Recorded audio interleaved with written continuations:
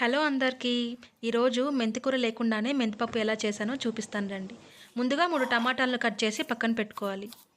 ఒక ఉల్లిపాయని ఇలా సన్నగా తరిగి పక్కన పెట్టేసి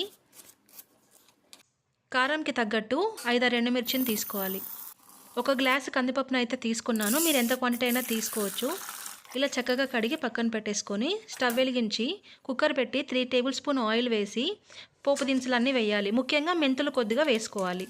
ఇవి వేగిన తర్వాత ఆనియన్, ఎండుమిర్చి, వెల్లుల్లి రెబ్బలు, కరివేపాకు, కొత్తిమీర యాడ్ చేసుకొని అవి వేగిన తర్వాత టమాటా ముక్కల్ని యాడ్ చేసుకోవాలి.